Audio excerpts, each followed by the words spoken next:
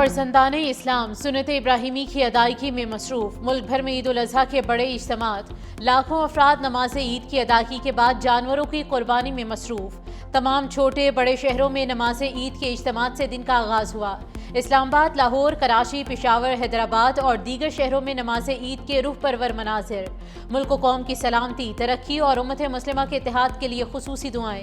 عید کے اجتماعات میں سیکیورٹی کے سخت انتظامات کیے گئے ہیں۔ قربانی کے بعد گوشت کی تقسیم بھی جاری۔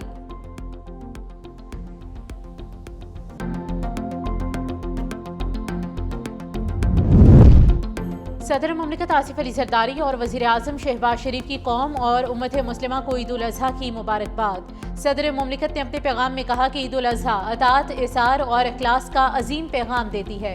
قربانی صرف مذہبی فریضہ نہیں بلکہ اخلاقی پیغام بھی ہے۔ مستحق، یتیم، بیوہ اور سفید پوش افراد کا خیال رکھنا ہماری ذمہ داری ہے۔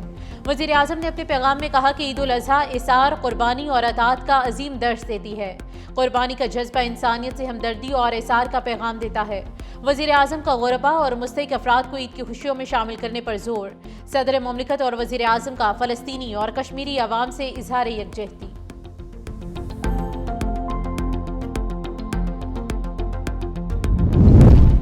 عید الاضحیٰ قربانی، ایمان اور قومی یکجہتی کی علامت ہے۔ عید الاضحیٰ کے پرمسرت موقع پر مسلح افواج کی قیادت کا خصوصی پیغام۔ ISPR کے مطابق فیلڈ مارشل سید عاصم منیر کی عوام کو عید الاضحیٰ کی مبارکباد۔ Naval chief admiral Naveed Ashraf, air chief marshal Zaheer Ahmed Babar Sidhu نے عوام کو عید کی مبارکباد دی۔ مسلح افواج کی قیادت نے قوم کے لیے نیک تمناؤں کا اظہار کیا، امن، ترقی اور اتحاد کی دعا کی۔ مسلح افواج نے شہداء، قانون نافذ کرنے والے اداروں، شہریوں کو خراج تحسین پیش کیا۔ ISPR کا کہنا ہے کہ قوم کی قربانی اور استقامت وطن کے دفاع کی مضبوط علامت ہے۔ پاکستان کی خود مختاری، سلامتی اور تحفظ ہر حال میں یقینی بنائیں گے۔ شہدائے پاکستان کے اہل خانہ کو خصوصی خراج عقیدت پیش کرتے ہیں۔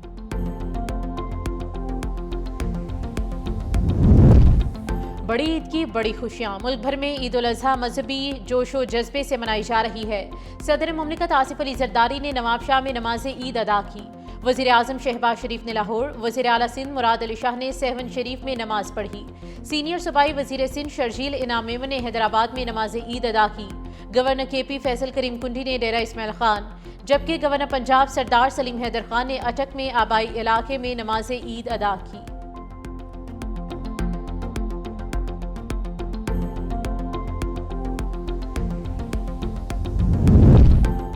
عید الاضحیٰ اثار، قربانی، محبت اور بھائی چارے کا درس دیتی ہے۔ عید کا اصل پیغام اپنی خوشیوں میں دوسروں کو شریک کرنا ہے۔ وزیر اعلیٰ پنجاب مریم نواز کا عید الاضحیٰ کے موقع پر پیغام۔ سرحدوں پر فرائض کی انجام دہی میں مصروف افواج پاکستان کے جوانوں کو خراج تحسین۔ شہداء کے اہل خانہ سے اظہار یکجہتی۔ وزیر اعلیٰ پنجاب مریم نواز کا نادار یتیموں اور محروم طبقات کو عید کی خوشیوں میں شامل کرنے پر زور۔ کہا غربا کے ساتھ خوشیاں بانٹنا اللہ کی رضا حاصل کرنے کا ذریعہ ہے۔ وزیر اعلیٰ پنجاب کی عید الاضحیٰ پر صفائی آپریشن میں مصروف عملے کی تعریف۔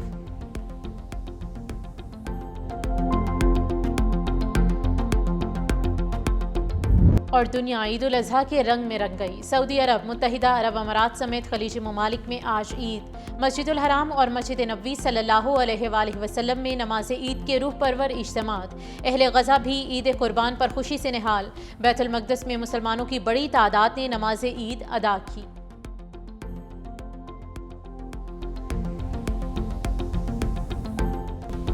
عید کے پہلے روز سنت ابراہیمی کے بعد گھروں میں دعوتوں اور پرتکلف ضیافتوں کا سلسلہ شروع۔ خواتین نے کچن کی ذمہ داری سنبھالی۔ مختلف لذیذ پکوان تیار ہونا شروع۔ گلی محلے مختلف کھانوں کی خوشبوؤں سے مہک اٹھے۔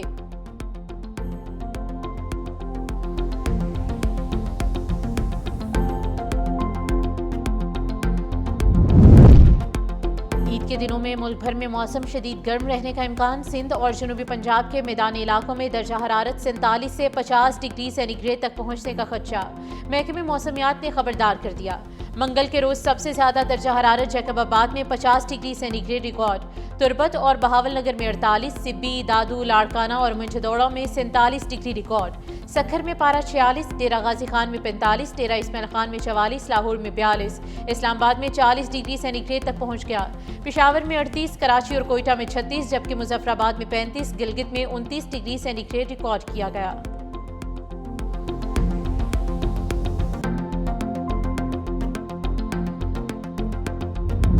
سعودی عرب میں حج کا روحانی سفر اختتامی مرحلے میں داخل۔ منا میں حجاج کرام آج رمی جمرات کی ادائیگی میں مصروف۔ حجاج کرام رمی کے بعد سنت ابراہیمی کی تکمیل کریں گے۔ جانور کی قربانی کے بعد احرام کھول دیں گے۔ مناسک حج کی ادائیگی کا سلسلہ بھرپور عقیدت، احترام اور نظم و ضبط کے ساتھ جاری ہے۔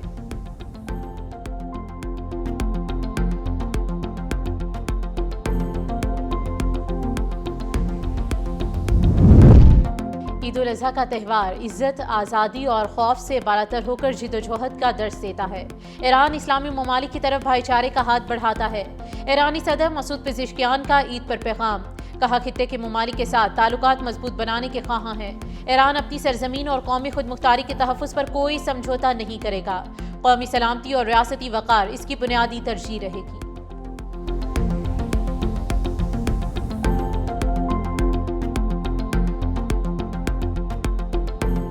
کراچی ہمیشہ سندھ کا حصہ تھا، ہے اور رہے گا۔ 28ویں ترمیم سے متعلق گفتگو قیاس سرائیاں ہیں، اس حوالے سے ہم سے کوئی مشاورت نہیں کی گئی۔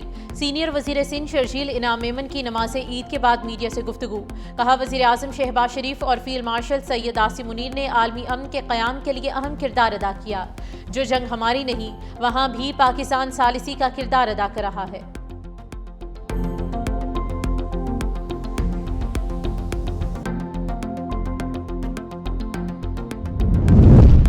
سعودی عرب نے صدر ٹرمپ کے ابراہم معاہدے میں شمولیت کی دعوت ٹھکرا دی۔ واضح کیا کہ آزاد اور خود مختار فلسطینی ریاست کے قیام تک اسرائیل کے ساتھ تعلقات معمول پر نہیں آ سکتے۔ سعودی وزارت خارجہ کے مطابق فلسطینی مسئلے پر مملکت کے موقف میں کوئی تبدیلی نہیں آئی۔ کسی بھی معاہدے کے لیے فلسطینی ریاست کے قیام کی قابل اعتماد، واضح اور ناقابل واپسی راہ بنیادی شرط ہے۔ بیان میں مزید کہا گیا کہ مشرق وسطی میں دیرپا امن صرف دو ریاستی حل اور فلسطینی حقوق کی بحالی سے ہی ممکن ہے۔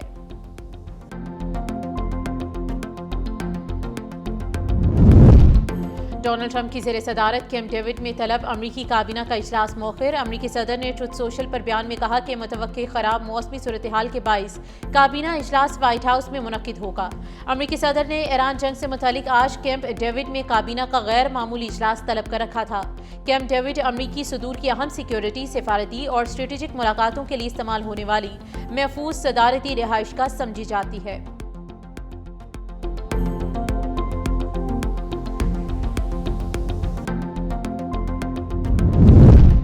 نائب وزیر اعظم وزیر خارجہ سینیٹر اسحاق ڈار کی نیو یارک میں بحرینی ہم منصب ڈاکٹر عبداللطیف بن راشد الزیانی سے ملاقات۔ دونوں رہنما کا پاک بحرین تعلقات مزید مضبوط بنانے، تجارت، سرمایہ کاری اور اقتصادی تعاون کے فروغ پر اتفاق۔ اقوام متحدہ سمیت کثیر الملکی فورمز پر تعاون بڑھانے اور دو طرفہ شراکت داری کو مزید وسعت دینے کے عزم کا اعادہ کیا گیا۔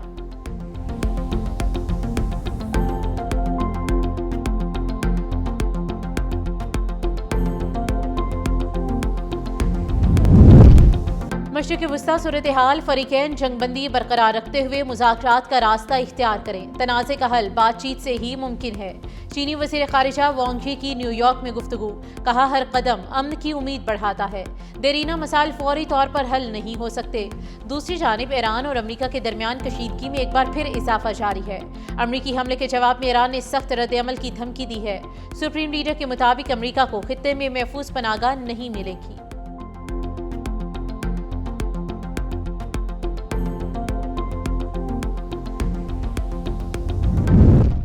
اسپیکر ایرانی پارلیمنٹ اور چیف مذاکرات کار محمد باقر قالیباف دورہ قطر کے بعد واپس پہنچ گئے۔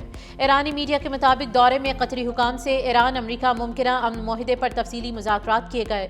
آبنائے ہرمز، منجمد ایرانی اثاثوں اور جنگ بندی کے فریم ورک جیسے اہم امور زیر بحث آئے، جبکہ ثالثی کے عمل میں پاکستان کے مرکزی کردار کا بھی ذکر کیا گیا۔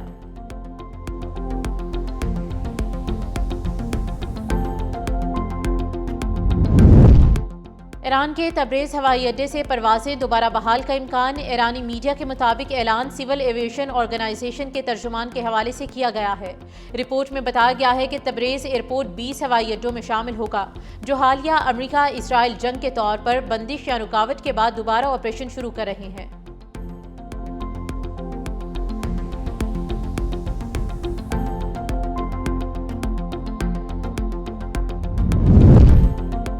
عالمی منڈیوں میں تیل کی قیمتوں میں کمی، برنٹ کروڈ $1.59 کمی کے بعد $98.0 فی بیرل پر آ گیا۔ امریکی خام تیل WTI $2.07 کمی کے ساتھ $91.95 فی بیرل پر ٹریڈ ہوا۔ اماراتی خام تیل مربان کی قیمت میں اضافہ، $2.40 اضافے کے ساتھ 95۔ بیلجیم میں لیور کراسنگ پر منی اسکول بس ٹرین کی زد میں آ گئی۔ حادثے میں 2 بچوں سمیت 4 افراد ہلاک افراد میں بس ڈرائیور اور ہیلپر شامل۔ غیر ملکی میڈیا کے مطابق بند بیریئر اور سرخ سگنل کے باوجود بس لیول کراسنگ سے گزارنے کی کوشش میں حادثے کا شکار ہوئی۔ حادثے میں 5 بچے زخمی ہوئے۔ ریسکیو ٹیم کی امدادی کارروائیاں جاری ہیں۔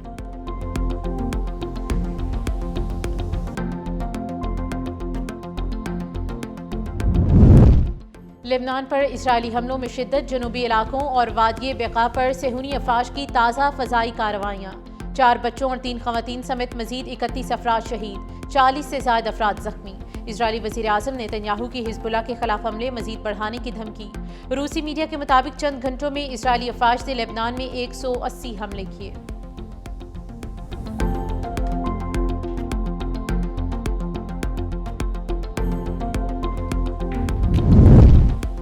ایران نے خلیج فارس میں گرائے جانے والے امریکی ڈرون کی ویڈیو جاری کر دی۔ پاسداران انقلاب کے مطابق فضائی حدود میں داخل ہونے پر MQ-9 ڈرون کو مار گرایا گیا۔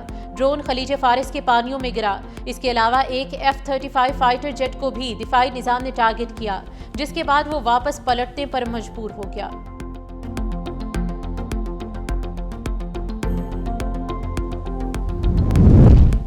ایرانی بندرگاہوں کی ناکہ بندی کے دوران 108 تجارتی جہاز واپس بھجوائے۔ پروجیکٹ فریڈم دوبارہ شروع نہیں کیا، امریکی سینٹ کام کا دعویٰ۔ کہا اپنا ہرمز میں تجارتی جہازوں کو فی الحال سیکیورٹی بھی فراہم نہیں کی جا رہی۔